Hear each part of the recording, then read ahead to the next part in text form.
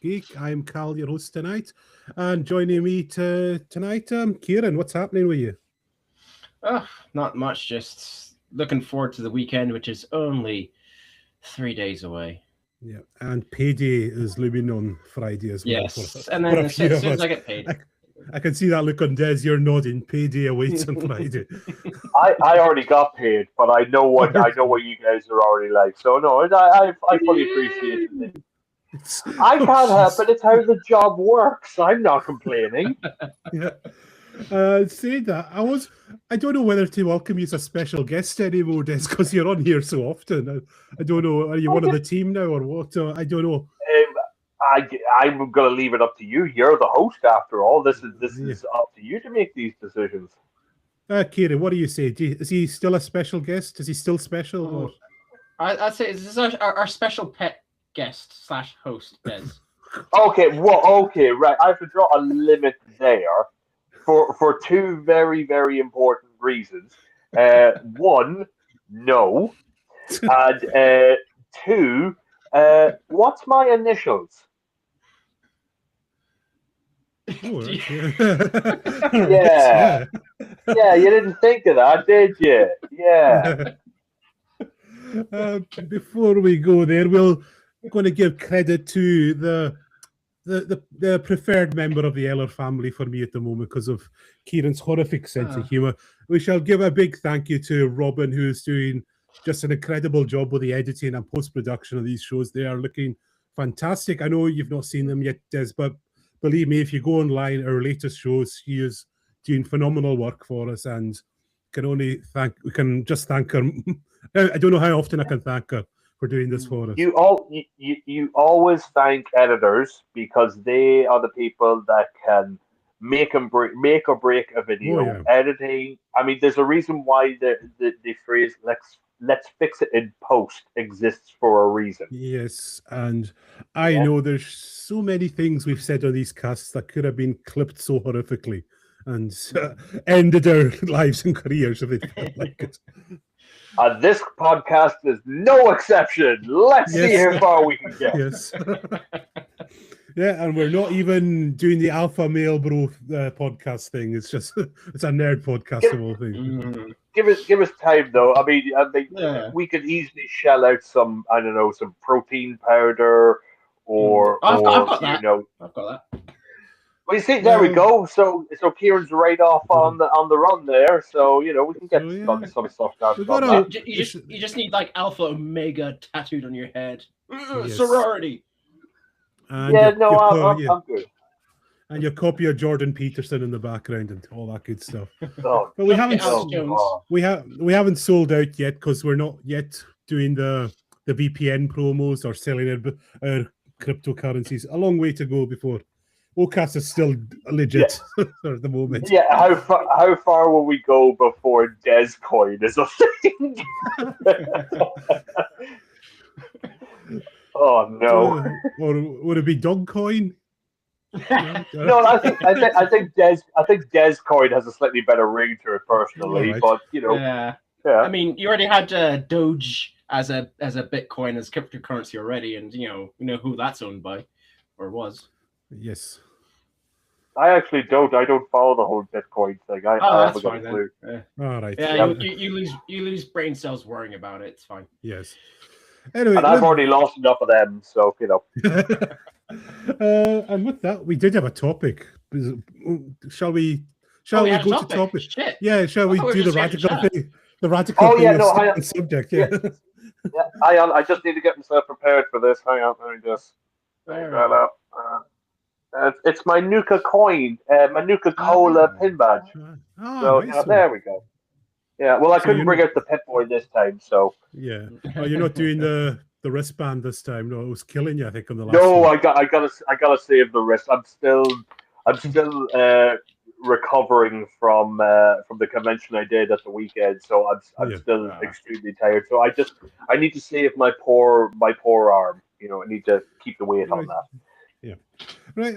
With that, tonight's topic is Fallout Season 2, and very quickly, Des, your initial thoughts on Fallout Season 2. I don't know why I did that arm movement there either. I don't know why either, because that's more of a Star Wars thing, but I enjoyed Yes. it. I when we talked about Fallout Season 1 last time, I was worried. I mean, we all agreed that the first series was really solid. The ending was a little bit. It was a bit. We didn't fully agree. Yeah. Well, I didn't fully agree that it was a solid ending. Right. And I did get worried about that. And I went into Season 2 still thinking about that. And I'm really glad that they decided to do like a pivot on that and change that a little bit.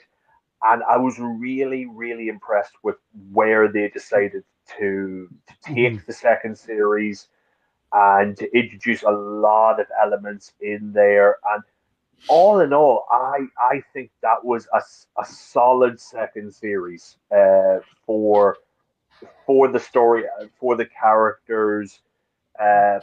All in all, I was really, really impressed with what they did with everything. Yep, I think, Kieran, you're in agreement here. Yeah, very much so. I mean, the only way I could think about it is like comparing it to our review of season 5 of Stranger Things, where they both these seasons went for a running jump, leaped up, did some really cool acrobatics. Season 5, Stranger Things just falling face first into dirt. But season 2, Fallout, it just keeps twirling and twirling, and then suddenly it grabs a skateboard out of nowhere, does an ollie, does a 180, then a 360, and then it just lands perfectly on its feet. A nollie and all that. Oh, we're all getting Tony Hawk's flashing back in your mind right now, Des, isn't it? I actually was, but I wasn't thinking of ollies and things. I was thinking like it was like some sort of special move where they went up a half pipe, and as soon as they reached the top, the ghoul pulls out a guitar and just starts riffing, and then all of a sudden, just as they were coming down, she's like, "You think I'm gonna fall flat in my face? You behind the head!" like that. I didn't know where you were going with it here, but I enjoyed that analogy. But yeah, I'm total agreement here. It's not missed a beat. It's just carried on from where it was. It's not better. It's not worse. It is the same, but it's such a high quality they have, and also fair to say it's very apparent they know what they're doing. This is not a Lost type situation where they're just making up. There is a definite plan here. Yeah, and it's been thought out. I agree, and it really shows how far.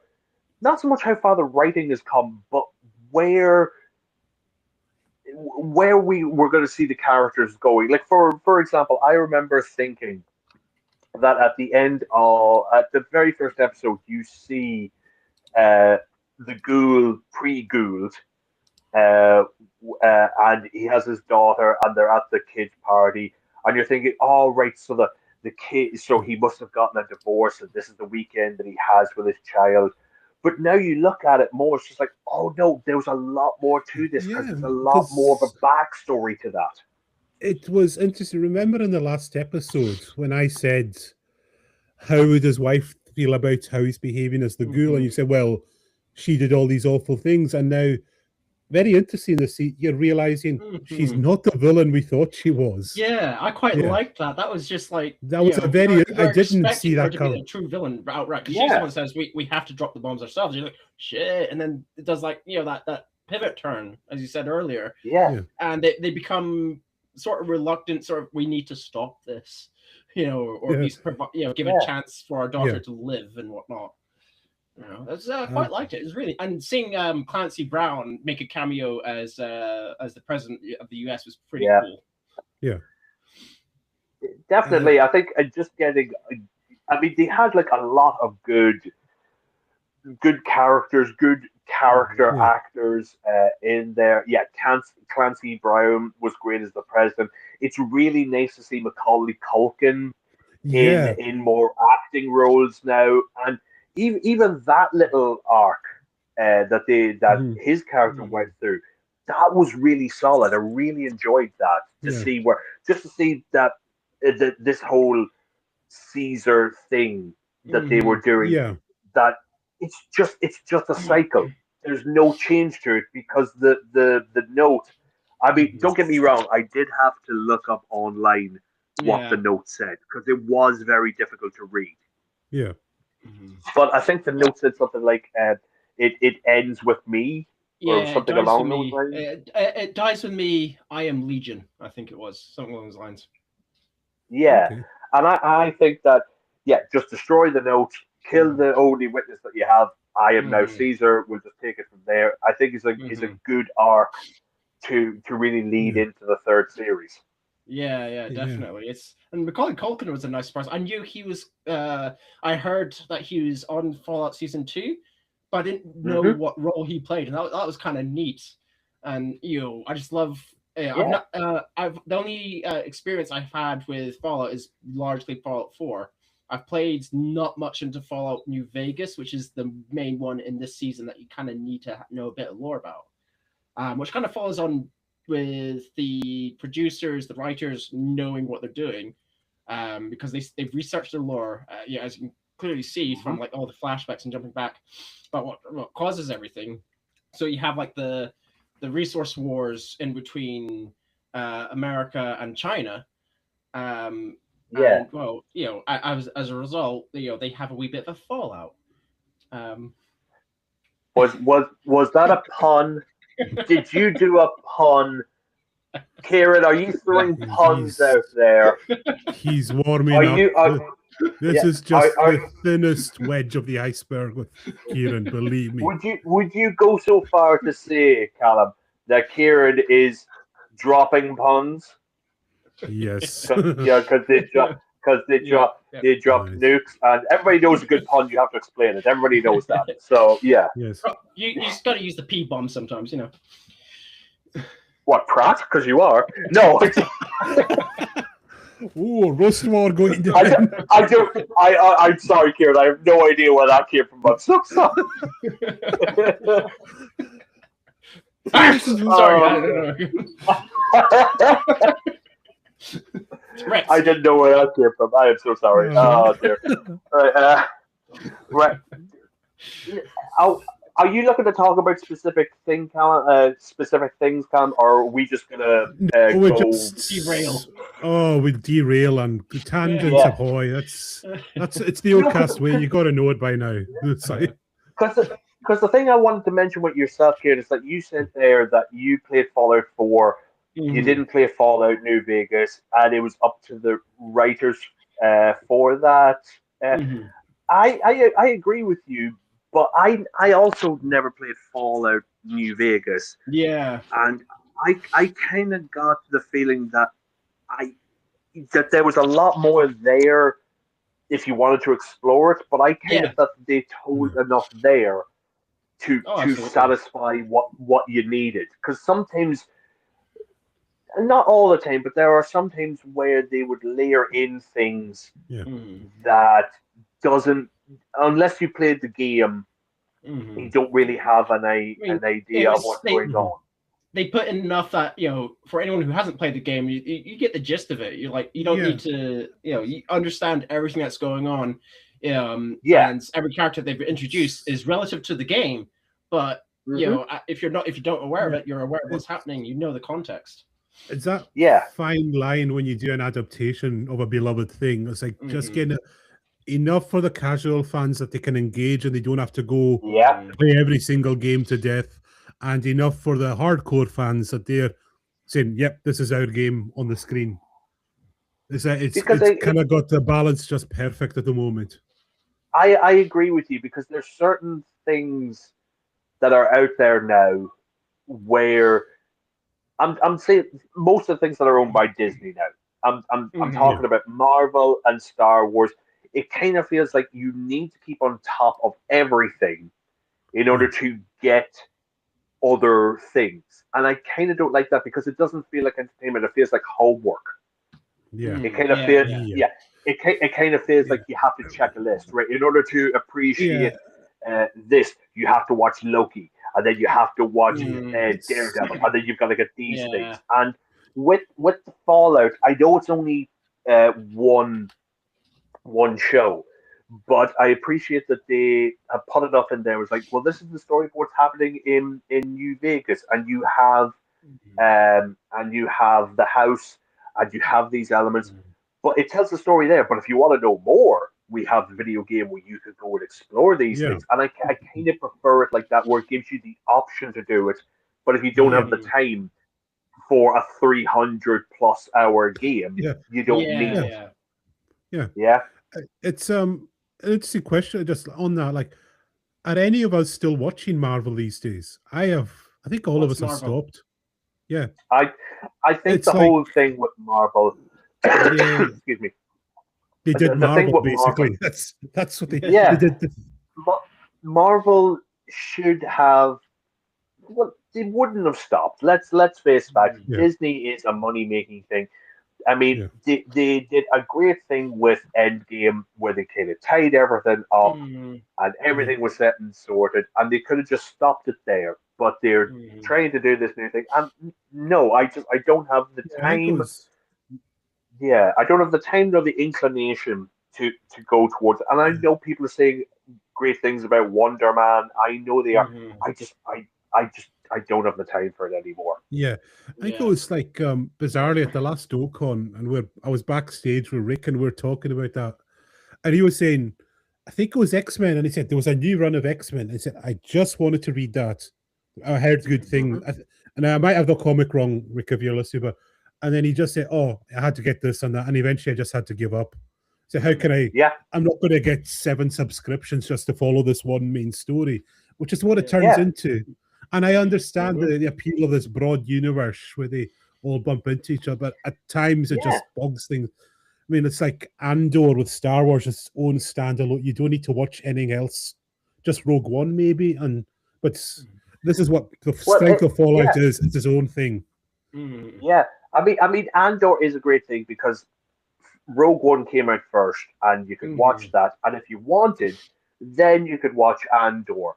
But it's not like you have to watch Andor in order to get what's coming up. Yeah. If they had gone the route of doing shows like Fallout, where there were their own separate little stories that were just self-contained, that didn't have any impact on anything else coming up, I think that would work. I imagine there's like some people out there that would have went into Deadpool and Wolverine having no clue who the TVA were, watching that just going, well, who's that? Why do they have glowing sticks? Why is there these magic doors opening that he could go into anything?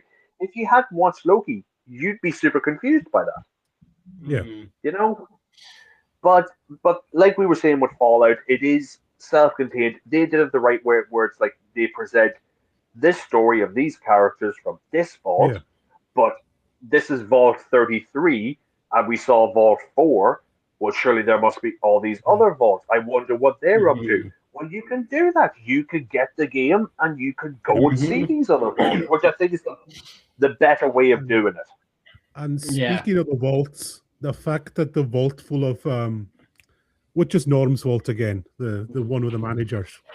31. Vault. Yeah. And that I think when they all wake up, they're completely panicking, and the way he presents it like it's a team building challenge, one of those awful team building and then all of a sudden they're engaged and wanting to do it. And that's how he has to just treat them like middle. They say they can't think of anything else. And then I loved in that group, there's that one girl who was only working for the company a few weeks before, and she's outside of that corporate nonsense, and she's seen it for what it is. Because again, point is that if you're on my Facebook, you know how much I love ripping on LinkedIn culture. And I love bits like that. And also like Kyle MacLachlan, the first thing he does when he escaped at the end of season 1 was, I'm going to clock in and put a suit on and get to work at the office. Yeah. It's just that story, not the Kyle MacLachlan story arc, the brother. God, I wonder what else he's been in. Something to do with singing and it was a wig changing thing. It could have been anything. It'll hit you like a wrecking ball yet. Yeah, got it. God, I'm telling you, if only somebody had done the homework before doing this episode, because some people are going to be super confused. If you want to know the punchlines to jokes, you need to do the homework on an OCast. You need to you need to be up to date with your OCast. There's the OCast expanded universe out there, folks. Subscribe now. The OCEC. No, the OCEU. Yeah, okay, right. Which makes it sound like a bloody sort of nature protection organization or some like World Health Organization sort of. I don't know. To me, it sounded like you were going to start a sea shanty there. OCEU and the waves. And stuff. No, I was going to go down like a completely different route of just looking down into the camera, just going for £5 a month. You could sponsor an OCast supporter. Just £5 will get them a small takeaway from their local KFC to send them for just a little bit longer. Which is impressive because there's no KFC on the island. So well, yeah, you have to import it in.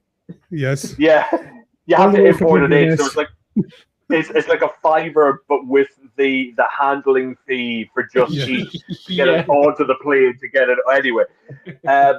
Where was I going? Oh yes, the brothers' story arc. Yeah, I thought was I loved it for the simple fact of you saw what the corporate thing is, where they all came together and they all got out of the vault, and this amazing thing. And then there was just that one dude was just like, I don't know you, which means that I can't trust you because you are not following the book on where it is. So essentially, you were coming in to take my position, and I'm not having that. And I just wanted this. You're not a team player because that'll be the ultimate in business speak. And by the way, that brother, what is the brother's name, by the way? I'm shocking bad with names. Norm. It is Norm, thank you. Yeah, it is Norm. Norm should not have made it to the end of series 2. Not in a bad way, like I want the character to die, but the amount of times he was clocked in the head to keep him conked out, he must have like major concussion or at least some brain bruising. Because every time he wakes up, it's just that one guy who's just like, sorry, and then just bonks him on the head again to black him out. But he should wake up. He should wake up when the rad roaches are attacking, just going, what is going? What? Oh my God! What is going? Why is there blinding lights? Oh no! What is that? He should have in comic book terms. He should have major amnesia and not remember anything. Bizarrely, to go off topic, strangely, that was the problem I had. Remember Smallville, the first season? The amount of times Lex Luthor got knocked on the head and couldn't remember what Clark did. I said, that guy has got a serious brain rot, which might explain why he went evil. It was like so many characters in Smallville got knocked on the head when Clark would have to use his powers in front of them. Actually, that makes a lot of sense because if you really think about it, Lex Luthor doesn't have any empathy. So by conking him out all the time, he would have lost empathy but retained all of his intelligence. So I think we just gave them a big get out of jail free card with that one. Just throwing that out there. All right, Kieran, we've got a viewer comment. I'll hand it over to you. Oh. Such is my destined duty. Read it out in that voice. You have to read it out in that voice now. Do you want to get like a lozenge or something before you begin? Because you went real Emperor Palpatine there for a second. Right. So this is from Reynolds What's B 2858. I don't even know what you're attempting there with that one, but it sounded painful. Yeah. I love the Fallout show, solely because we don't see many good adaptations with game franchises. This wasn't perfect per se, but it had a lot of nostalgic Easter eggs. Overall, cool adaptation. What accent are you doing? It's like you're doing Palpatine via the high sea. It's stopped off in France a few times there as well. A little bit there, yeah. Jesus. Why do you think I have this outrageous accent for you, silly king? Oh God, he's Let's got not full talk. python now. Oh, no, we're No. not going toward. We're not going in the We're not doing the royal family. No. Okay. So, Kieran, you're gonna have to read it out again because I couldn't even get through the accent. So you're gonna have to read it again. So this time, just Kieran voice this time. Normal. That's good. So this is from Renault Watt B2858. I love the Fallout show solely because we don't see many good adaptations with game franchises. This wasn't perfect per se, but it had a lot of nostalgic Easter eggs. Overall, cool adaptation. Yeah, hard to disagree with. Yeah, I totally agree with that. I personally, this is like a personal thing, that when I was back in my younger days, I still am. I was a big fan of Edgar Wright's movies. So his original Cornetto trilogy, Shaun of the Dead, Hot Fuzz, and World's End. Yeah. And I think a solid Easter egg is something that you could just put in that a fan will get. But if somebody doesn't recognize it, it doesn't take away from what they're doing. Yeah. Does that make sense? Where it's not integral to the story. It is this little thing where if you see it and recognize it, you get like this gratification for it. And I agree with that. I agree with that in Fallout, where you can see locations or weapons or clothing or characters.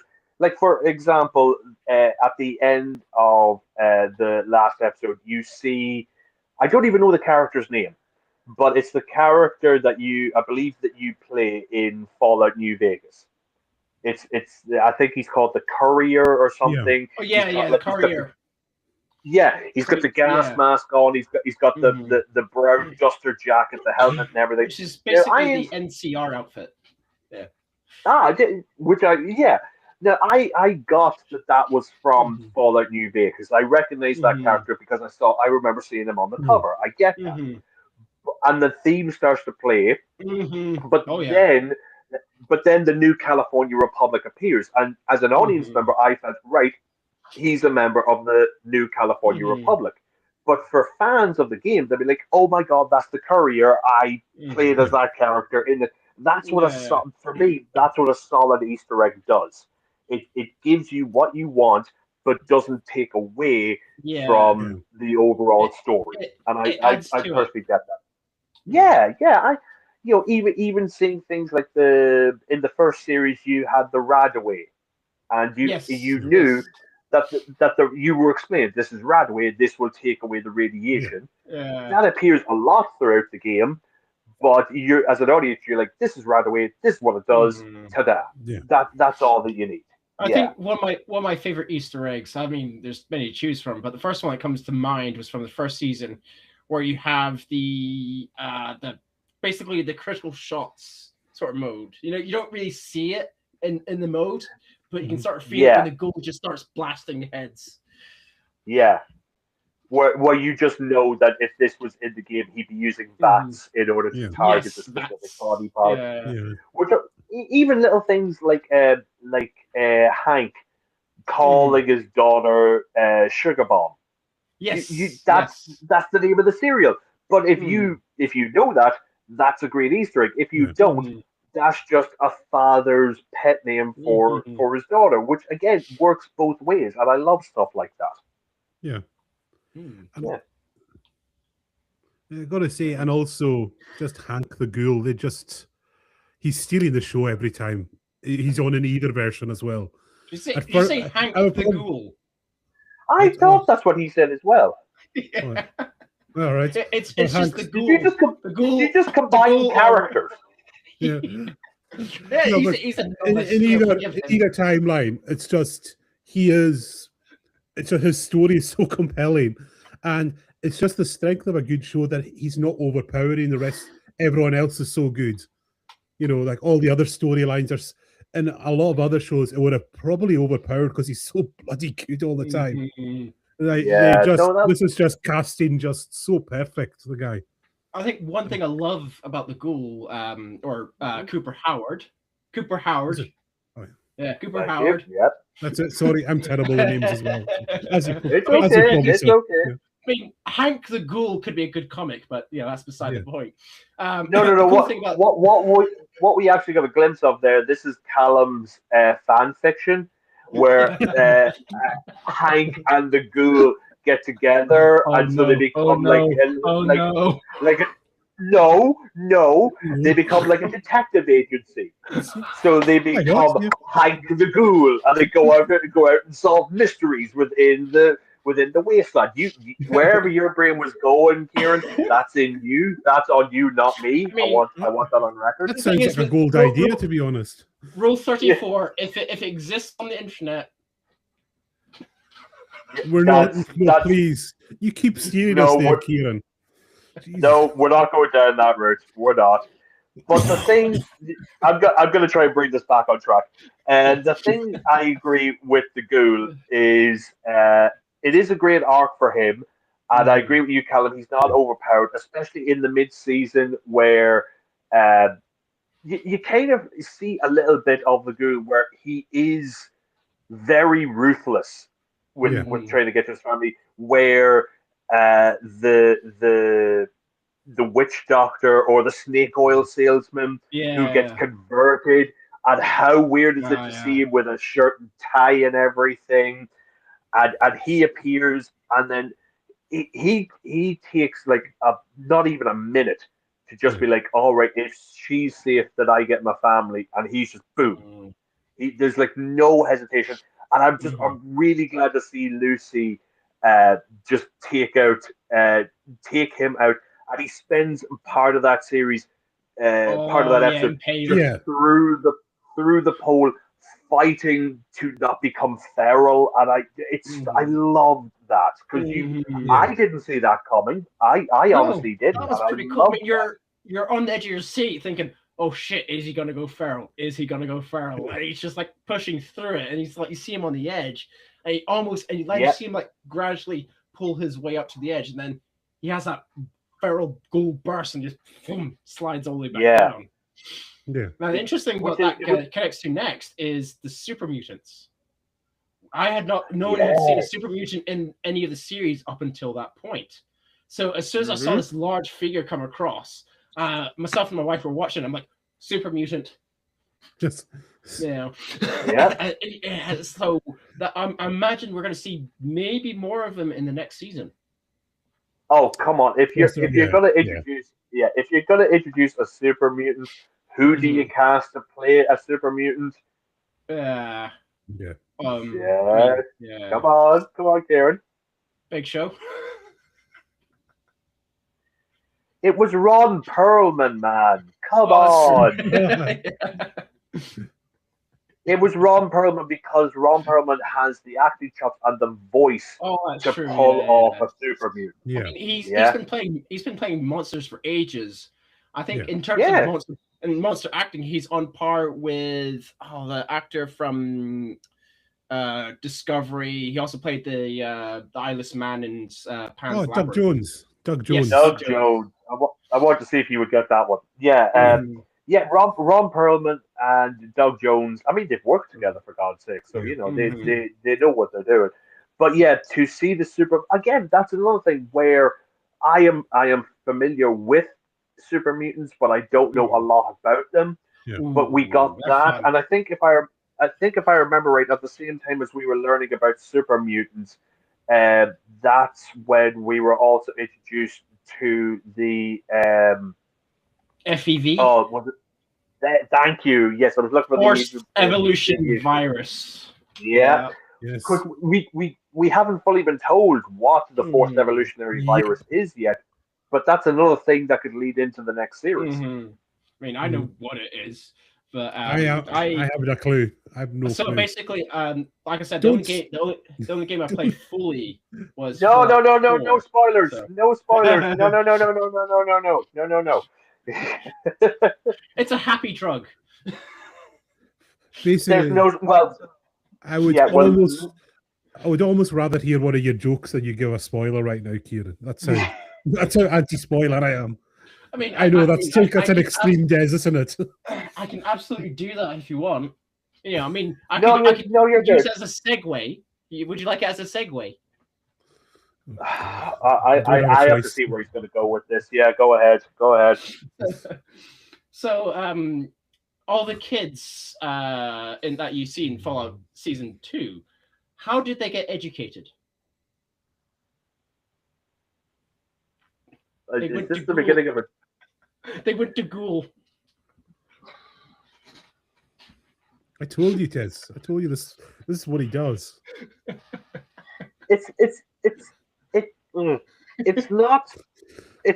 not that the puns are terrible, and it's not that the delivery. He was so proud of himself he barely got the punchline out. It's not that. It's not that.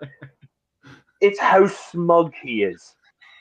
It's how listen to him. He is so proud of himself right now that he has caused physical pain to both myself and to you, Callum. See, I've had it so much. I'm in a place of just disassociation when he does it. That's good. So basically, you've been exposed to him so much, you've built a natural immunity to him. Yes. Yep. This is the pain is going to be fresh for you, Des, and not only that, he's attempting. Like I said, he's basically just insulting your craft. You hold so dear. You want to know what the forced evolution virus is? It's me. If this is what the forced evolutionary virus is, you drop a bomb on me right now, because I am no. See, and you regretted calling him a prat earlier. Yeah. Okay, all right. You know what, Kieran, I'm going to show you how to do a segue, and if the editor is pretty solid, I can recover this. Give me 1 wee second. Okay, you ready? You ready? This is how you do a segue. Okay, right. Well, if you're talking about happy drugs, how about the storyline of Lucy being addicted to drugs? I mean, that's an interesting element that you could easily go into, because that's how you do a segue. That's how you do a segue. Because that storyline kind of came and went very quickly. And it was actually genuinely funny at the time, like how yeah. How do I solve these pains? Just more drugs. More drugs. Yeah. I love that she went for a point where she's like, okay, I'm gonna get through this, and then at one point she was just literally scratching her own neck, just going, I could really do some drugs. Have you got drugs? I would love some drugs right now. She didn't even know what she wanted. She just wanted some version of drugs. Yeah. and then she the thing that I found was really funny is that she went to, it was like, I was going to say a chemist. I don't think they exist in the Fallout universe. It was just a big store that had basically the original shop owner was basically killed, shoved into a bucket, and the guy who killed him just tried to put on his clothes. Yeah, I'd failed miserably at it. But it was the thing of like, so she got the stuff to clean out her system, and she basically takes it as walking around just going, I don't know if this is going to, and then just projectile vomit for like 30 seconds. But the thing that still makes me laugh is that she's out in the middle of a street doing that, and there's not one person that says anything to her, which makes me think that, which makes me think that in that section of New Vegas, everybody is either completely immune to it, or it is like a common thing that always happens. Where it's just, it means nothing to anybody. Just speaking, my new character of the season, we spoke about him before you arrived, as Maximilian's companion this season. Every scene that could have easily been, like I said, in the wrong hands, that could have turned into like a Jar Jar Binks, but they nailed it with him. They did it well. The bumbling buffoon who goes along with this, and sweet and endearing as well. They just nailed him so perfect, and you were genuine stitches. I mean, there's just sinister and sweetness when you first see him again with the kids, like a mixture of human kids and ghoul kids, and he's looking after him. That's the sweet side. He's educating. That's the sweet side. The sinister side is child labor. Yes. Yeah. And he's not even hiding it. I think No. at the end of that scene, he literally just goes, "Right, kids, time to make me more money," and then that's it. And I'm just going to, towards the end when he loses his arm, his whole reaction to it is just, He's he like, just goes, oh, I've lost my arm. Yeah, it's not even. Yeah, it's not even so much of like an "oh my god, I've lost my arm." It's just like, well, why has that happened? Huh. All right, then let me just pick it up like it's a natural thing that has happened. And it's like a flashback to last season. Remember when that guy found out he was a ghoul, and he didn't react shock and horror. He just said, "Oh man," or just like, this sucks. yeah. I think it's Sorry, carry on, Des. I was just going to say, because it's this thing of like he doesn't know what's happening to him, which I think at one point he was trying to oh yeah, there's that scene where they're about to tool up before taking on the Death Claws, and you see the armor, and he's trying to bond with the ghoul to try and find out what's going on, and then he just pulls back a shirt to reveal, I think it was a mouth. Yeah, on his it's starting to develop. Yeah, and the look of fear in the ghoul's face means that he has seen this before. Now he knows what's coming, but both him and the audience, we don't know what's coming. Yeah, I've not seen that either. That's the freaky thing. I mean, because of how Thaddeus becomes a ghoul is arguably different to what usually happens with everyone else and with Cooper. So obviously he's had like a more forced mutation, Yeah, but we actually don't know how Cooper became a ghoul. Yeah, because we don't know. We don't know what's happening there. It's just we went on so many different journeys with these characters. It's amazing to see. At the same time, progressing that, but then also going back and unraveling all those events, and you find there was layers upon layers, and we still don't know everything that went on. Like I thought it was going into this, I said, well, his story's been told before the fallout, but you realise we've only got a fraction of it. It's like it keeps and it's like this whole very Tarantino-esque in a way, like you're seeing it from a different perspective each time, and you're gaining more information. I love kind of when the shows do that. I mean, there's so much to impact with this show, because we've got the storyline with Lucy and her father.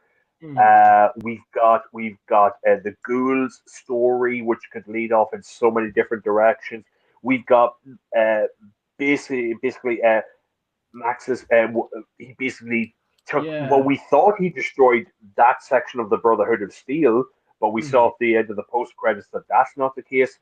But the one that I'm still intrigued with the most out of everything that's happened is, and again, I can't remember these characters' names, so I'm just going to describe them. What was happening back in the vaults, Vault 31 and 32, with the broken water chip. But the thing, the blonde-haired girl, the Canadian, yes, the Canadian, and her trying to seize power, and her mother's last words to her, don't think of them as human, think of them as Americans, is so dark. And she kept that all the way through. Where if you go back and look at the first series, she's playing a part. And then as soon as everything starts to unravel, you see how vicious she could be. And I've got is that a part of Fallout, the Canadian War, like the games? Is it? I believe it is. Yeah, so the lore-wise... Sorry, carry on. So yeah, the lore-wise, because I watch a lot of videos as well, because I'm sad. Don't say that, man. Come on. We've got much worse words for you, Kieran. So the lore, I think it was... Yeah. So the lore, I don't know if it's just prior to the Resource Wars or during, but at some point in history, America completely annexes Canada. just as like Right. basically Donald Trump's wet dream. Yep. Yeah. And I've got to wonder, are they playing that up a little bit now with current events? I've got to think like a smart writer would use current events to maybe just tweak it a little bit. Yeah, I can see where you're both coming from. And Kieran, I'm like you. I find this world so fascinating. So I do watch breakdowns on the games and on the vaults and everything. Yeah. And if I remember correctly, there was a resource war. So yeah, they kind of annexed Canada, but then they started to abuse Canada to take their resources so much so that they started calling Canada Little America. Yeah. In order to kind of indoctrinate them as like the 51st state. Yeah. And I can see that in the middle of a big war where America is not helping but hindering a country, I could see why she would become so I could see why she would stop looking at them as humans and start looking at them as Americans. Yeah. And I just found that storyline really intriguing, mostly because we don't know what's going to happen to Vault 31. We don't know what's going to happen there because all we saw was essentially Hank's emergency backup system was a specific Pip-Boy that was tuned specifically to the Enclave. Yeah. So I'm intrigued to see what's going to happen there. And as soon as I saw the Enclave appear, I'm like, oh, shit's about to go down. I liked even that, just that I don't know the character, but the dude from Lost that was in the first few episodes of the first, he's come back and you realize, oh, he's actually I kind of love this thing in Fallout. There's somebody who you just think is a side character then turns out to be a massive player. And they've pulled that. Yeah. Again, very Tarantino style. Tarantino loves to do that as well. Yeah. I mean, all these... What is the character's name? Ziggy. Ziggy. Yeah, Dr. Ziggy. Yeah, I just remember that because I've been rewatching a lot of Quantum Leap, and one of the characters in that is called Ziggy, so that's how I remember the name. But it goes to show that all these characters, they're kind of intertwined like a little bit. We're not talking full Lost where this character is pivotal to this. They basically cross paths, and you see that. But there's so much, like for example, I personally didn't think that the sheepy, quiet politician that we see in the congresswoman who turns out to be the brain of the computer, literally the brain of the computer. The mainframe. Because she's weak, she's easily domineered, but she knows the difference between right and wrong. Of course, that'll be super important to a computer whose whole thing is basically controlling the will of people. Yeah. You know, she's the perfect template for that. Yeah. What's the bet? Her story's going to be something unexpected when it gets revealed next season, probably. I don't know, because I mean that is a tough one, because I don't think that she's really crossed paths with Hank yet. So I imagine she'll have a few scenes in next season, but there's enough from that season alone to get the gist. Okay, she's working on behalf of the president, got in contact with him, and now it's essentially facing a consequence, and that consequence is being a brain of a giant computer, computer-based system. Yeah, essentially, yeah. So there's one thing I want to point out that I absolutely love is, see when the Brotherhood get into their mech suits. The fact is, they've all got quite dweeby voices, it's got to be said. And then when they step in, that voice to make them sound as macho as possible. I love it. And the fact that some of them don't even change like their speech patterns and rhythm. So it's like they're speaking, especially with what's his name this season when he had to pretend in it. Oh, yeah. I mean, and I've got to think that he was wearing the motion capture suit, because that is a physical. They can't have just done all that. because that is his body movements, and you've got an acting background, Des. You could probably see that. Yeah, that was just pure physical acting there. It has to be him within the suit, because I don't, from the looks of how the suits look and how they move, I don't even think that's motion captured. I think those are actual, proper suits. And you're 100% right. Is that when we cut to the inside, or as I like to call it, the Iron Man look, where it's just close up on the face with a black everywhere. You do hear that dweeby voice, but then it comes out like a robotic type of force, like all of that.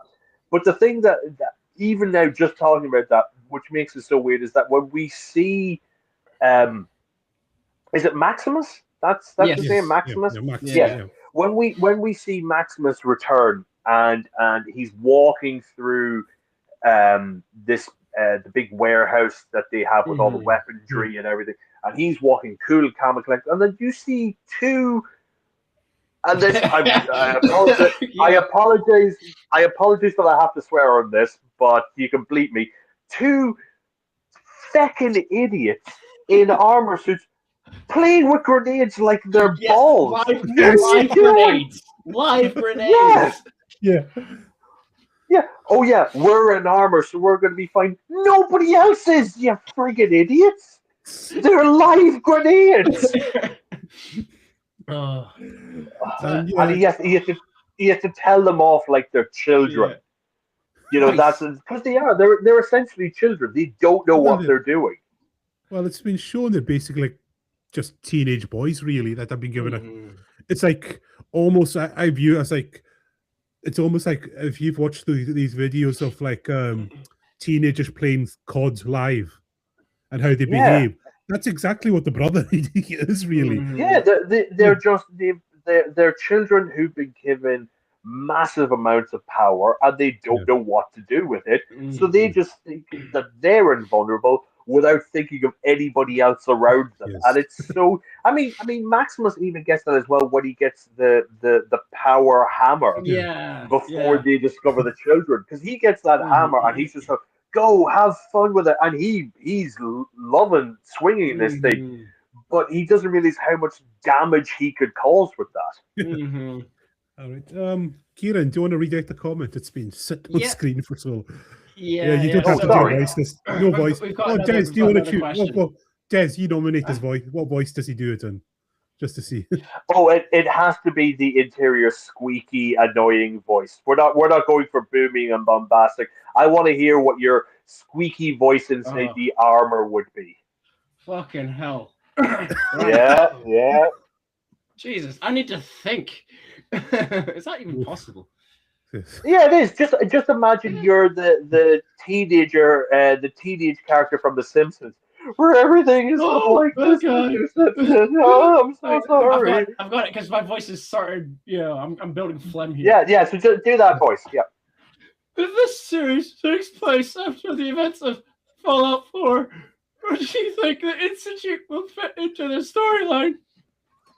I'm not doing that again.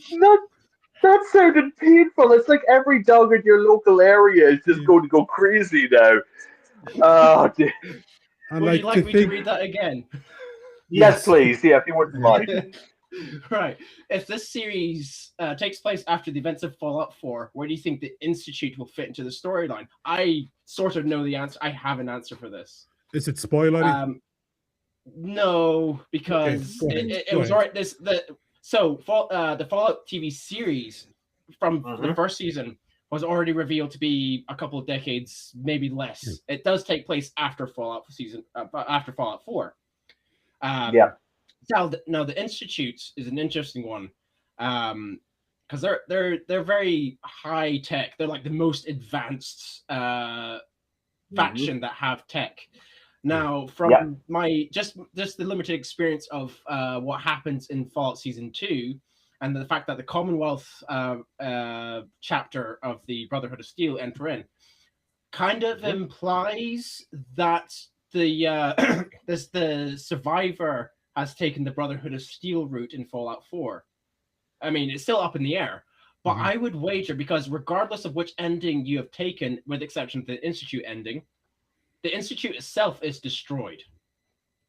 So Yes. it's highly likely that the Institute has been destroyed in Fallout Season 2.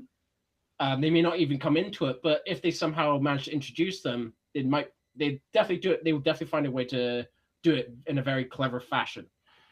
I personally, even if they go that route, I don't think they would or should introduce the Institute. Mostly because they've been very clear, and it even shows that in this series, is that the video games rarely, if any, have a canonical ending because the story is dictated by what the player does. So there are several different endings out there depending on what you, the player, does, which is why we don't get a definitive ending for Fallout 4. We don't get a definitive ending for Fallout New Vegas. They have to keep those open because whatever ending the player gets, that's their ending. So they have to keep that very clear, which is why I don't think they would or should do anything that would tie into a specific storyline within Fallout 4. I think they should leave that open. Yeah, additionally, Fallout 4 is on the eastern seaboards. It's specifically in Boston. Lovely city, by the way. I passed by it when I was visiting my dad.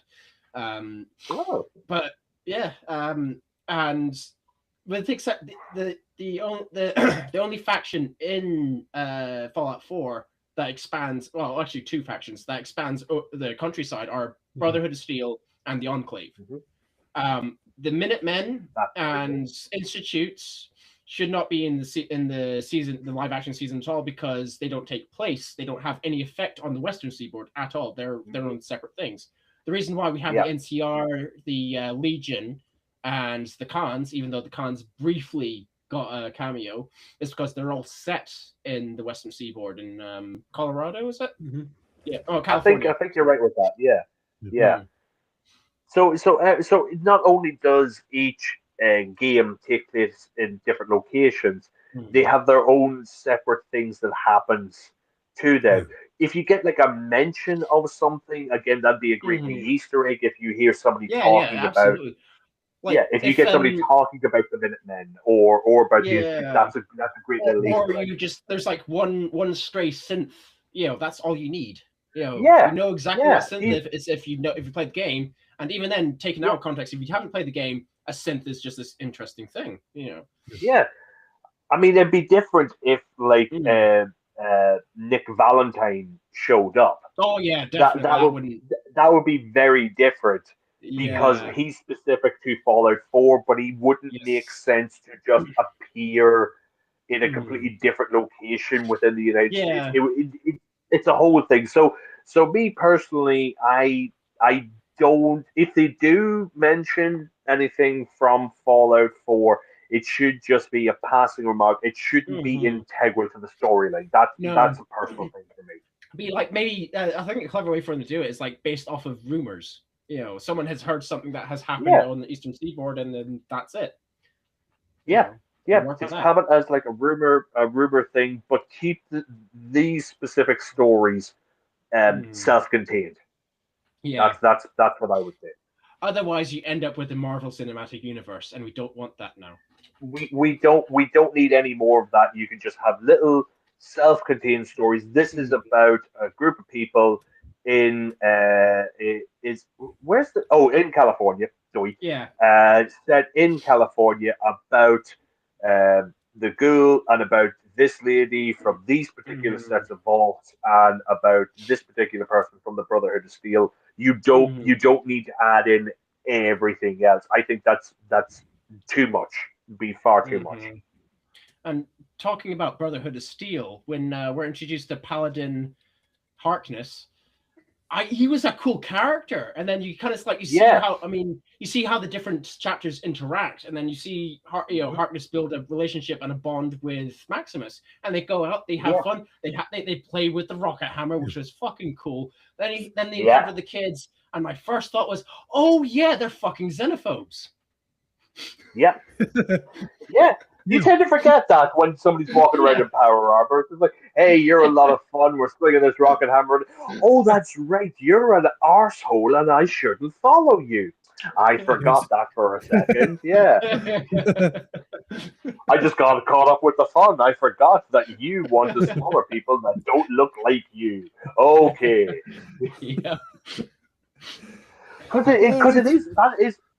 that is also a quick change where Yeah. they're having fun and they're exploring the power of the Yeah. armor, and then when you get That to was the lovely. children, yeah, you get to that element with the children, and like Yeah. a dime, he just changes Yeah. like all the normal kids. If you can stand over there, and all Yeah. the people whose faces are melting, if you can stand over there, it's like, oh no. Yeah, I mean, because Yeah. obviously you and I played the game, Des, even like prior to that, just the moment you see them in the same room together. Oh yeah. Yeah. It took a second. I did forget that as well, but as soon as I saw what was coming up, it's just like, oh no, no. No. Yeah, I think that was generally my reaction, and I think that was. I mean, Mel, my wife has actually played a little bit of the game. She hasn't completed it because it's a huge game. Yeah. But Which I think her say, reaction like, wasn't the same as mine. But because I think she has encountered the Brotherhood of Steel in her playthrough, but she hasn't encountered them to that degree. Yeah, we really need Kenny here because I'm pretty sure Kenny has said there's some Fallout game where he's done all the bolts in it. Oh yeah, One I of think them. I think that's New Vegas. He's done that. Yeah, I think he did say that to us. Now, bear in mind, Kenny has also played and completed every single Resident Evil game as well. So Kenny's pretty hardcore, basically. I think it's nice to say, and I hope Kenny doesn't take this the wrong way. I think Kenny is doing really good being a bachelor. I don't think he would that object be to that. would that be fair to say? That He's a bachelor. bachelor? He's a bachelor. Yeah, it's funny that. Yeah. Big pro wrestling fan as well. Is that a surprise? Yeah, into that and, mix? to have all that luxury of free time. Oh, that'd be heaven. But then again, I have a house and a wife to take care of. Oh, gosh darn it. Ah, well. And cats as well. And cat. Oh yeah, can't forget the cats. He's got his life, but okie dokie, I've got mine. So. Oh, poor Kenny. Roasting a man who can't defend himself now. Yeah. I know it's fun when they can't defend themselves, but anyway. It's even more fun when it's Hereward and he does defend himself. Sometimes people just shoot themselves in their own foot, but that's all I'm going to say. Speaking of shooting, the violence is still as fantastic as ever. It's phenomenal violence. The head explosions from those little chips in the back of the head. That was beautiful. When you see Hank sort of taking the randoms from the street, I noticed a lot of passion with him. He's taking in degenerates. And the first one you see is absolute arsehole, and he tests it. The camera pans off to the right to cover it. You see the splatter. Then takes the snake oil salesman. Camera pans off to the right. Everything's fine. It's like, oh yeah. I don't like the snake oil. I mean, if I met him as a person, I would punch him in the face. But it's also kind of endearing. Yeah, no, there is like there's like an element to him where you would imagine that he'd be fun to hang around with for a very, very, very, very, very small amount of time. But to be with it, imagine having him in your party. You would drop him faster than Mario drops Yoshi to reach a higher level. That's But he's one.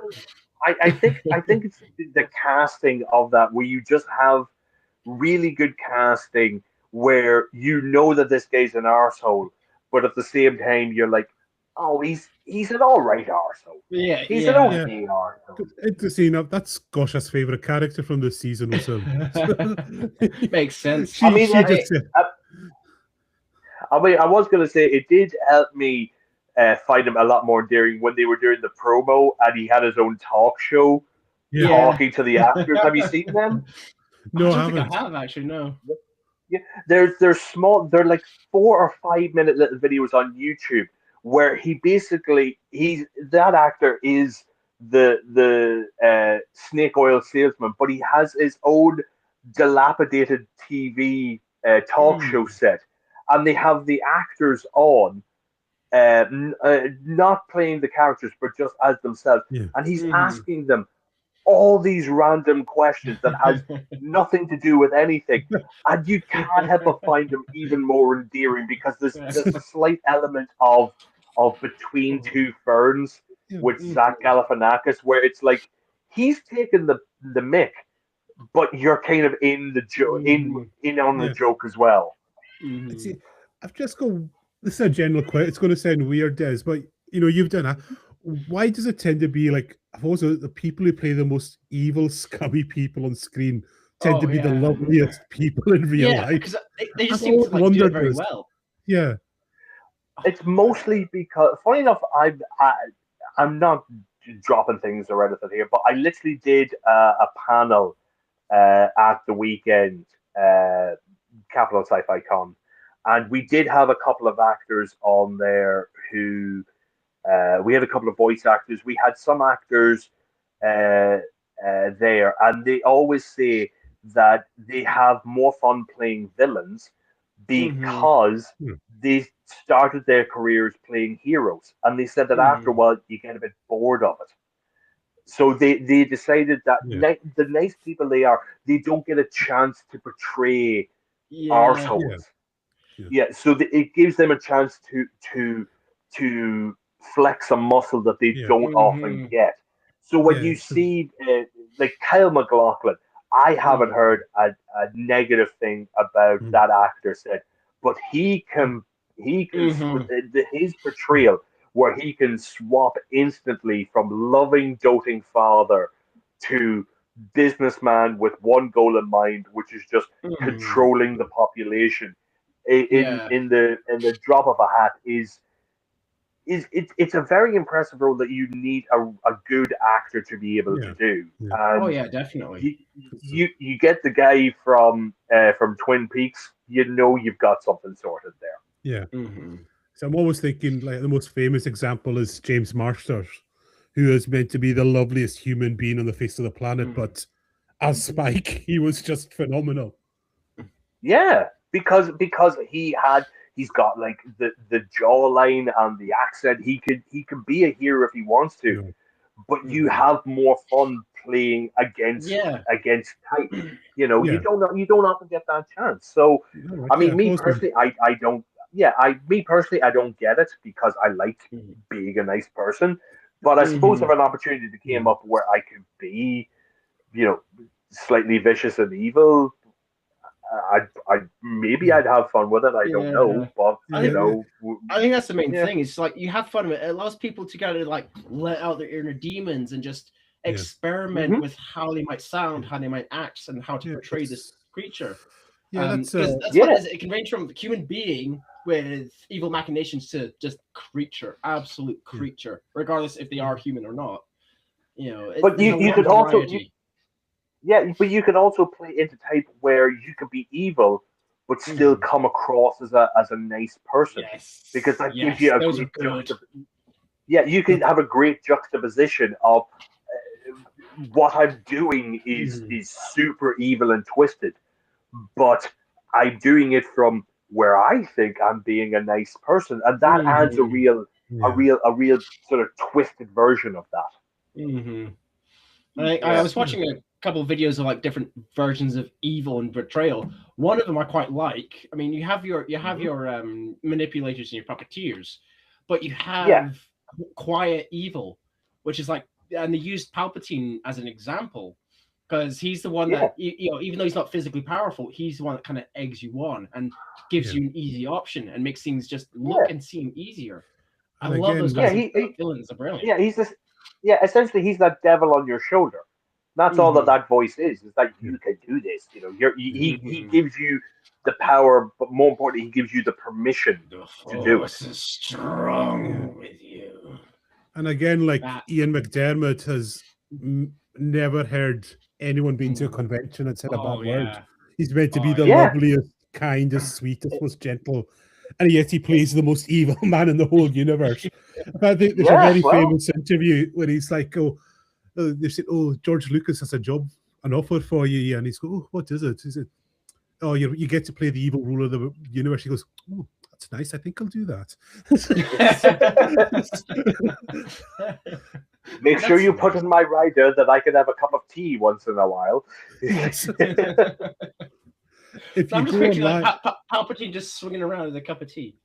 and if you want something online, there's a version of Paradise Lost that he narrates, and he uses his most demonic voice for Satan. It is so good. If you ever want to get the classic, yeah, if you find it, you just look it up on YouTube. Paradise Lost, Ian McDermott is such a listen, phenomenal listen. I'll definitely be.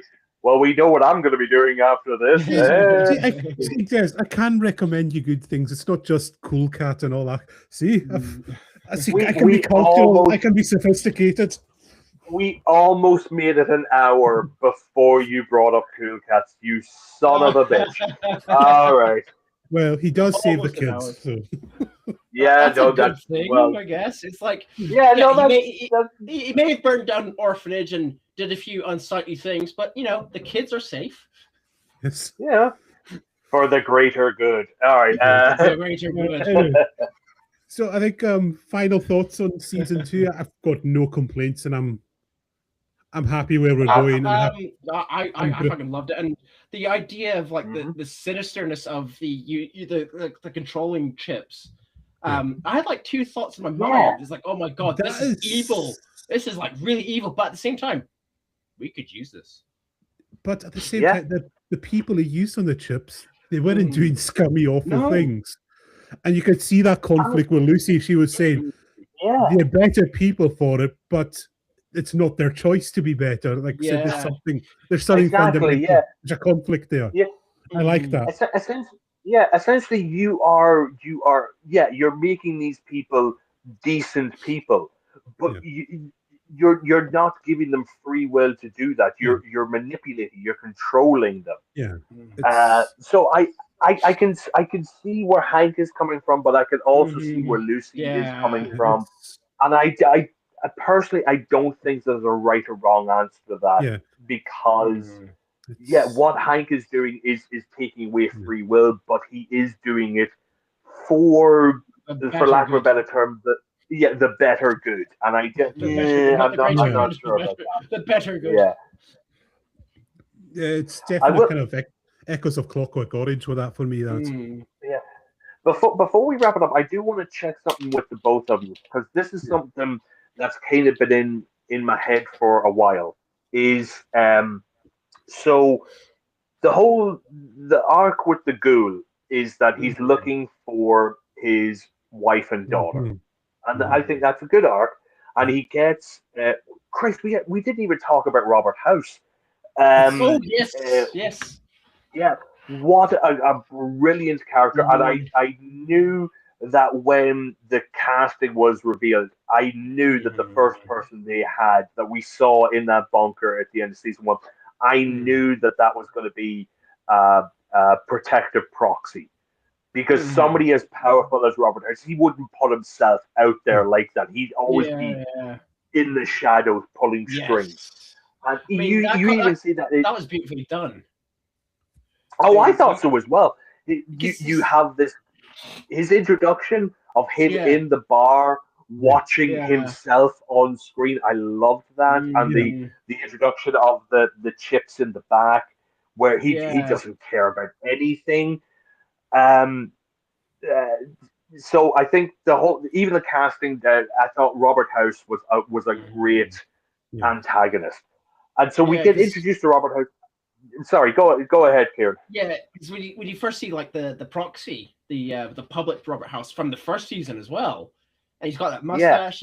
My first thought was like, okay, that's Robert House. That's cool. It's not Robert House. So you see him again. then you just see that guy that ran the actual Robert House, but poses as someone else. I'm like, my thought was that guy looks more like Robert House than Robert House does. Mm-hmm. And that makes sense. And it does it totally makes sense where you'd have somebody there. Basically, to pull this from another franchise, he was essentially the mouth of Sauron.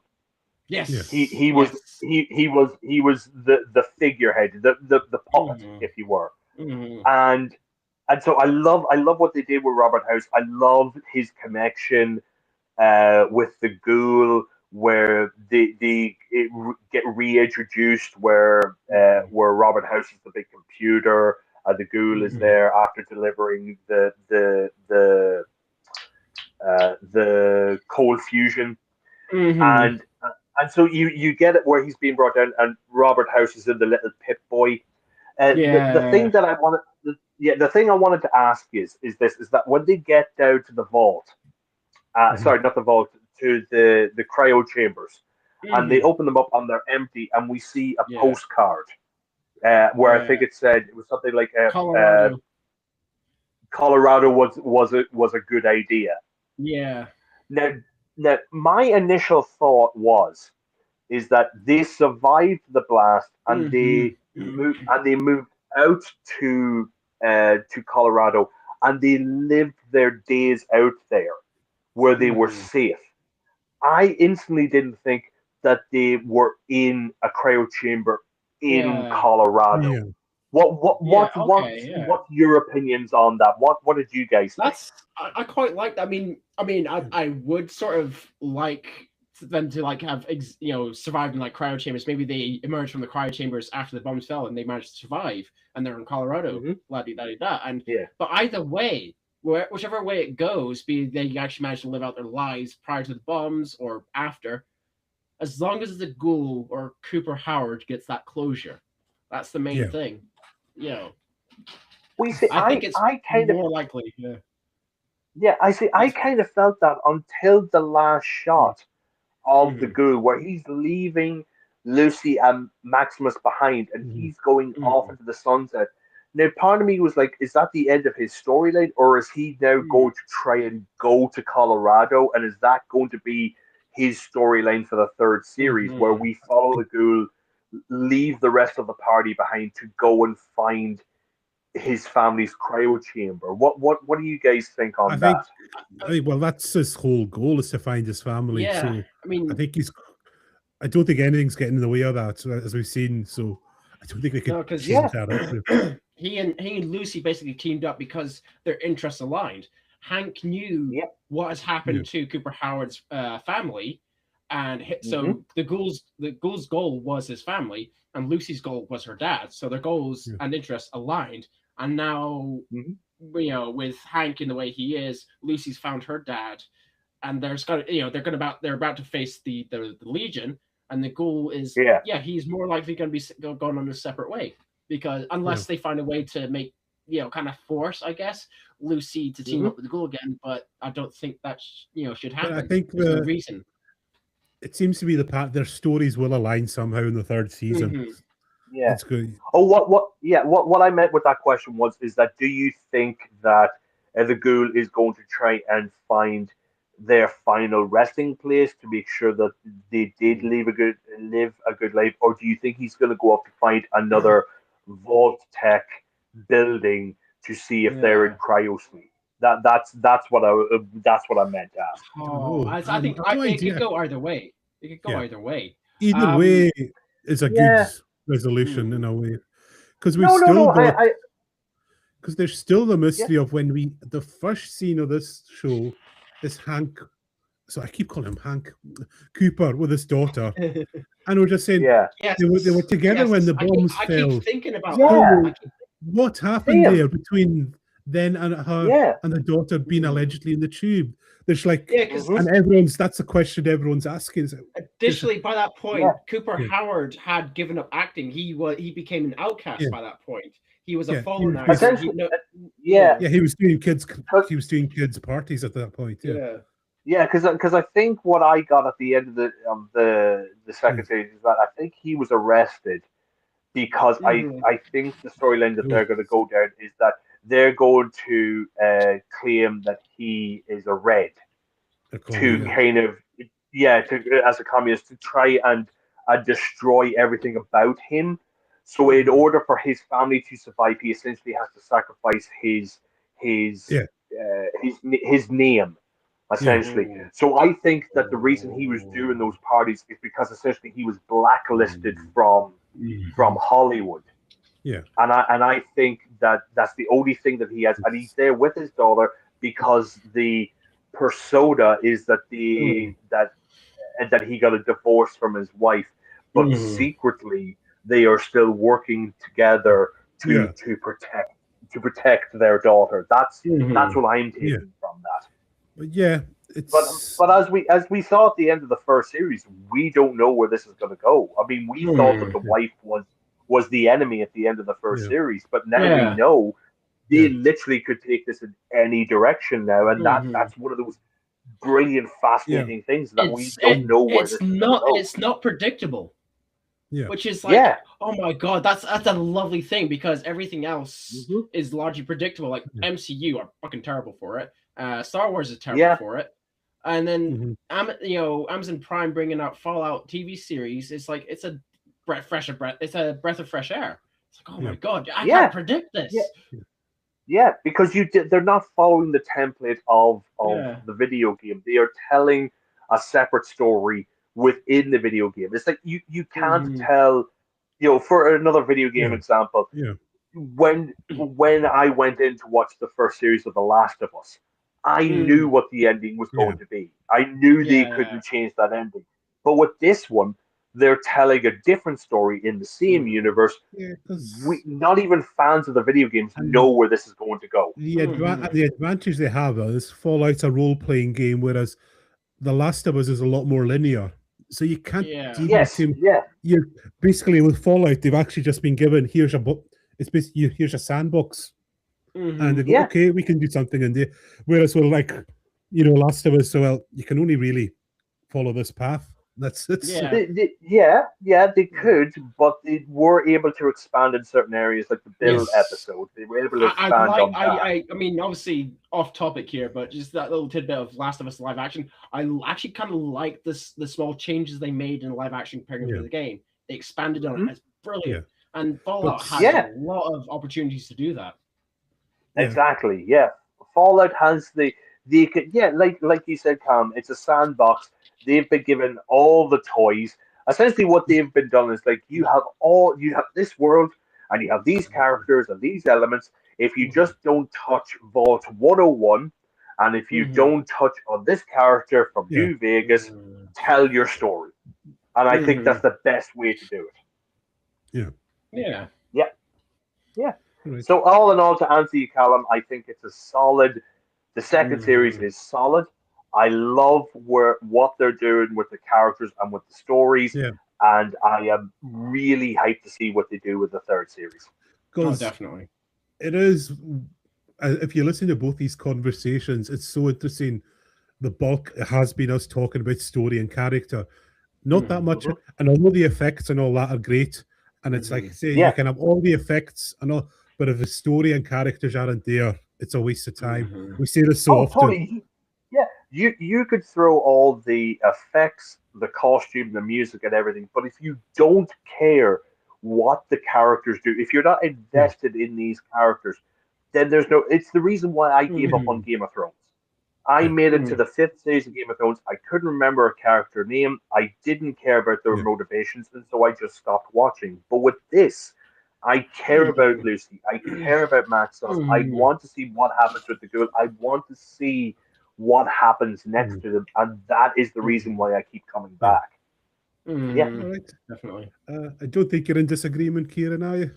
Oh, definitely. I mean, I could do it I could be in disagreement just for the shits and giggles, but what is there to disagree about? It's brilliantly told. Each character, as you said, Des, you want to care for each character, even if they're a shitty human being. There's like some weird care. I mean, like Hank, for example, shitty human being, but loving, caring father, and he had an compelling character. ultimate goal. All the same. His goal is kind of still up in air. He wanted to control people, but like you said, it's for the greater good.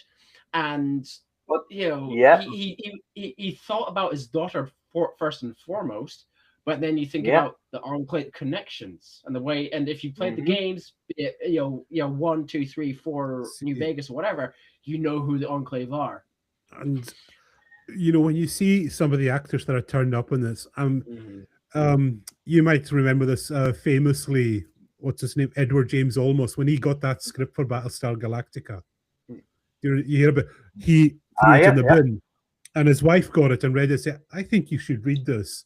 And then he was blown. And I'm wondering if a lot of the actors were like this. So, said, "Oh, based on a video game," and then it was someone.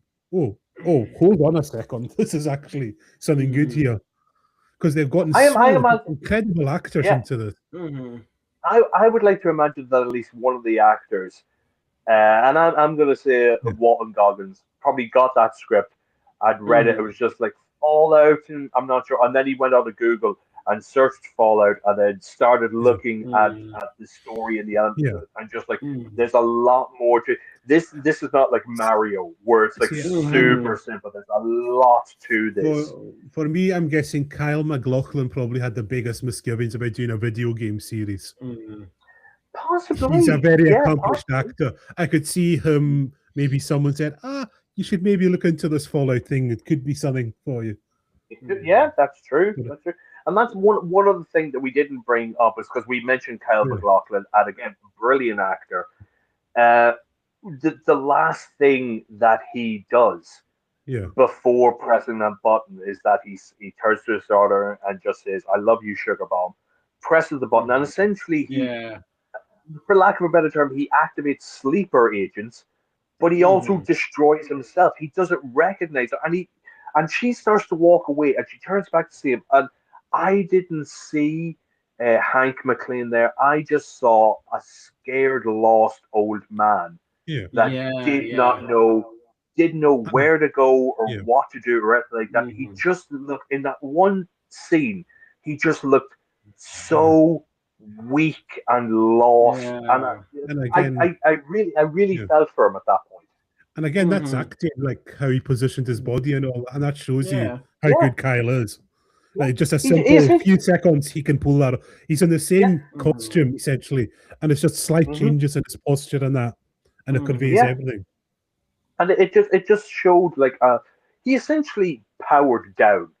Yeah. If you want to go down that route, where he just sat there with his head low, he had his hands together. I remember that, and he didn't know where to go or what to do. He there was nothing left of him, and it literally. It just kind of broke my heart. Yeah, definitely. It's like, you are a shit human being, but still a human being, basically. Yeah. It's like I saw him there, and I just wanted to go over to him and just go, "Let's get you a cup of tea. Come on, you and me. Let's get you a wee cup of tea. Would you like a biscuit? I bet you want a biscuit. Do you want a biscuit? Yeah, come on, okay." That's all I wanted to do. Even though like a digestive man. Even though he like blew the heads off like so many other people and manipulated others by robbing them of free will. And animals, don't forget the animals. Oh God, and the animals. Definitely can't forget the animals. But he taught his daughter to drive. He had a nice meal with it. There was elements of a good father in there, but as we saw through it, the corporate element kind of took over, and it was just so sad. All right, finishing this. It's not trivia this time. It's just some quick fire daft Fallout 2 themed questions. Are you up for it? All right. It's not quizzes. It's not quizzes.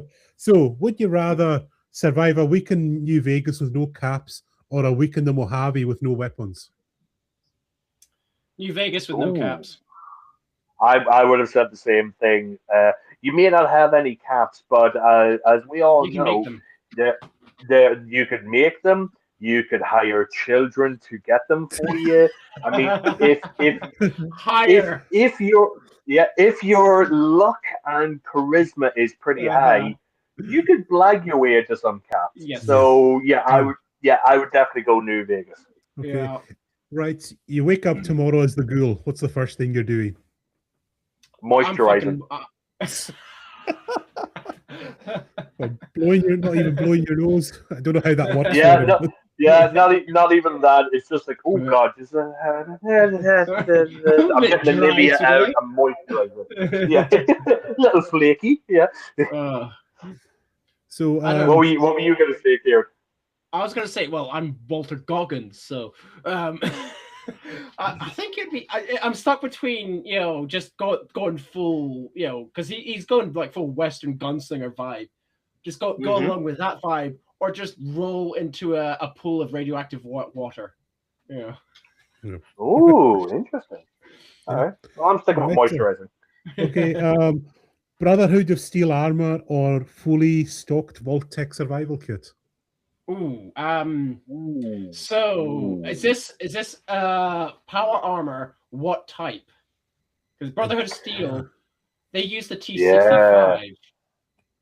And T65 is good. That does have a design flaw. Yeah. I have noticed something about the live action series. They don't seem to use the fusion. You see fusion cores, and they are resources, but they don't seem to be a valuable resource. Yeah. So No, they seem to be very still have a lot of prevalent, don't they? Yeah.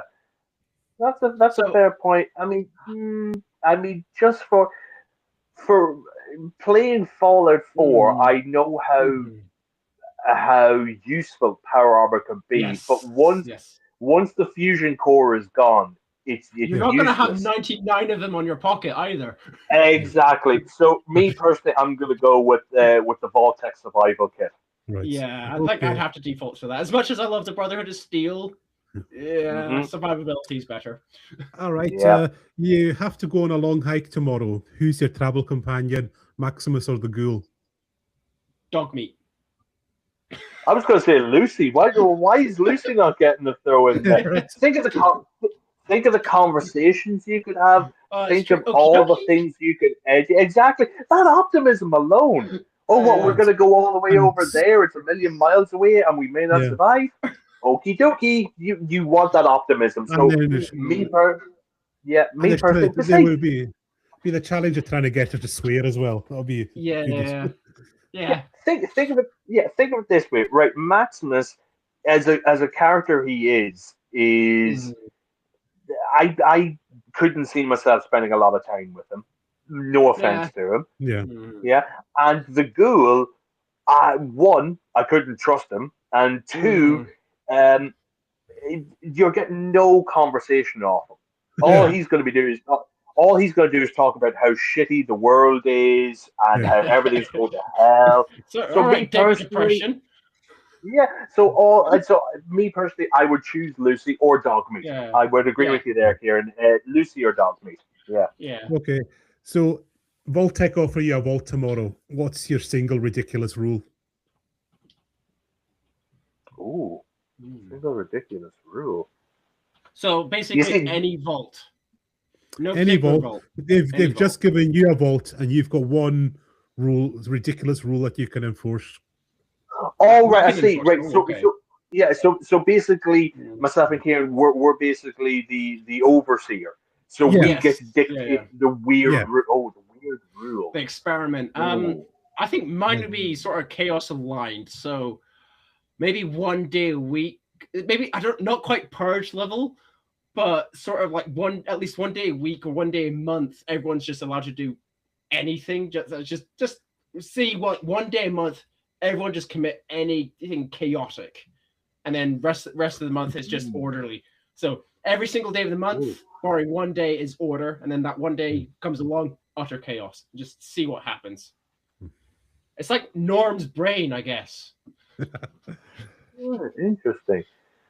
For me, I'm going to go down this route. Nothing. Nothing. Huh? I would do nothing, but I would tell one person that something might happen, and that's it. I would let the paranoia take over to see what people would do. Just to see, I would let them do whatever they want. If they think that if they do this on a particular day, that might help them, or that I would just let them see what happens. But I would tell one person. I would specifically say, I am the overseer of this vault. 1 day in the future, something might happen. Don't tell anyone. Oh, I like And that. then It's like, I would. Yeah. it's like Chinese whispers with one stop. Yeah, exactly. I would just tell one person that, and I wouldn't elaborate on anything else. And I would just watch and see what happens. Mm. Okay, a quick pick here. A death claw sprinting at you or Mr. Handy with a malfunctioning buzzsaw floating above you? Ooh. So a death claw coming at you, or Mr. Handy with a buzzsaw malfunctioning buzzsaw. Yeah, floating towards you. Floating towards you. Well, depend. Oh, okay. Yeah, because with the Mr. Handy, it's either going to be friendly or an enemy. Deathclaw, you know what you're going against. I was thinking the same thing, is that with a Mr. Handy, there is a chance, again, if your charisma luck is pretty high, that you can talk him down, that you can communicate. You could try whatever speech options you have. There is an element that you could get the right one. With a Deathclaw, you have no choice in the matter. It's kill or be killed. Yeah. Okay. And if we're there, Kieran, without our power armor and with a survival kit from a vault, we're going with Mr. Handy. I would say Mr. Handy. Okay. Yeah. So, would you rather gamble in New Vegas for 24 hours straight or try and negotiate with a super mutant? Okay, so that's interesting. So gamble for 24 hours. So with the gambling, there's a 50. I'd say just rounding up 50-50 chance you either win or you lose over that 24-hour period. With a super mutant, the chances are slimmer, but they're not impossible because there are a very select few intelligent super mutants out there. Yeah. I was thinking the same thing because it depends on what super mutant you're talking about. Are we talking angry, bashy, hulky type of super mutant, or an intelligent super mutant? Because you could actually have a nice conversation with a super mutant. But as we should have learned from Series 2, the house always wins. Yes. Yeah. So yeah. So if you had to join a faction in Season 2, who would you join? So you have the NCR, the Enclave, the Khans, Caesar's Legion, or Kaiser's Legion. And I think that's the main ones. And of course, you have the Those are the main ones. Yeah. I mean, Brotherhood of Steel is good. They've definitely got the weaponry for this. But for me personally, I would probably go with the New California Republic. Yeah, I was thinking that as well, because Brotherhood of Steel, I'm split into two. Brotherhood of Steel because of just the power armor. Come on. Yeah. I would be one of those like kids. Yeah, I'd be one of those knights that's just messing around with a grenade. I would definitely be one of them. And for that reason alone, I am not going with the Brotherhood of Steel. But of course, they're also, for lack of a better word, fascists. So that's why I'm going with NCR, because the NCR are people. They are as far as I'm aware, they are just people who are trying to survive and trying to form a new governed system and protect the people. Yeah, they're trying to make the world a better place, and I'm always for that. So for that, look, plus they get those amazing brown trench coats, and I want one of those trench coats. I love a good trench coat. You can only carry one item. Is it Nuka Cola Quantum or a Radway? Radway, sorry. I would say. Now, is it a like singular item of each? I take it, yeah. Yes, you can only carry one. Okay, so we're gonna. I would say so essentially survival. Really, because I would have said Nuka Cola. Nuka Cola still gives you the rads. True, but if you're thirsty and you also get a cap, so just throw I suppose that single cap gets you into New Vegas, so there's more possibilities. Yeah, you see. So me personally, I'm gonna go with the Nuka Cola. Okay. And Kieran, you're going with the Radaway, yeah? Kind of more reluctant because of but yeah. So, and our last one is: would you rather be trapped in a vault experiment or stand at topside during a rad storm? Well, okay, so standing atop side during a rad storm, it depends on the scenario and what you have on you. Anything is better than a Vault Tech experiment. If there are no specifications to the rad storm, I'm going to go with that because I could be wearing power armor, I could be having loads of rad away, I could have this, that, and the other. There are no restrictions that you've mentioned, so I'm going to take that. Having said that, Kieran, we don't know what vault we're going into. So it could be it could be any of it. It is a gamble. It could be one of the quote unquote nicer vaults. You could go into a cryo freeze, or a vault where everybody is called Des, or you don't don't worry. I know about the vault where everybody was called Gary. I know that vault.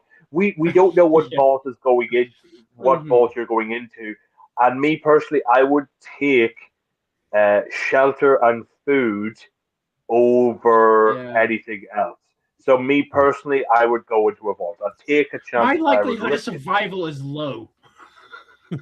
It's not no, because again, you don't know the specifications. You could be in that rad storm, like you said, with your power armor, with your rad away. You don't know what's in your oh my god, survival your equipment. You don't know what's in your equipment or your inventory. That's the word I was looking for. You don't know what's in your inventory. Me personally, I'd go into a vault with my little snug blue suit and my little pit boy, and I would figure it out. I might be dead. Somebody might find my pair of glasses in a garbage disposal. We don't know.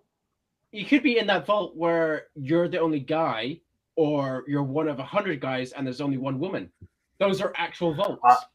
They are actual vaults. I've done a deep dive into the vaults, and funnily enough, the vault, if I remember right, the vault with the one man and all the women turned out pretty well, but the vault with one woman and all the men, not so much. Let's not end this one on a low. But me personally, I'd go to a vault. Rad storm, because no specifications as to what the situation is. Yeah, fair. All right, so thanks very much for that, guys. And that's our Fallout Season 2 review. Go watch it, basically. Thumbs up all round. Yeah, it definitely gets a thumbs up. Yes, do it. Just to let you know what have we got coming up. I think our next show is on Sunday. We've got the Big Rig rolling into town. Big Rig Brian Colton, indie pro wrestler, is our guest. And then we've recorded about 4 or 5 shows in the next 2 weeks. It's crazy. And this time next week, we're speaking to Simon Butler, retro game dev legend for Ocean Games. And we've also got the Supernatural Season 2 retrospective to do. And also next week, we're interviewing Nancy Holder, who wrote a ton of Buffy tie-in novels. So that's more for our Buffy crew are really wanted to get their teeth into that. Sorry, I had to sink their teeth into it. Yes. And well, I don't think people need to ask where to find you. Basically, one of the crew now, Des. So just contact us and you can get a hold of Des. You just find them on the side of the street. Yeah. Yeah, I'm basically like Candyman. If you say my name 5 times or appear and I host a convention for you, that's just how this works. But yeah, it's not that I've taken a break from my YouTube channel. There's been a lot of stuff going on, but I'm really hoping to get back to recording and putting some stuff out pretty soon. So you should find me at The Real Des Talks on YouTube. I've got a few reviews and things up there now, so if you want to get them, check them out, you're more than welcome. Yep, and I think there's plenty of stuff still to review, and I'm sure you'll be along for some of it. Because I looked today, it's 40 years of the real Ghostbusters, which might warrant a discussion. What? 40 years of this particular franchise? What are the odds? Yes. That's right. 1986 that was released. Yeah, wow. Okay. That's interesting. I think that warrants a bit of discussion, that show.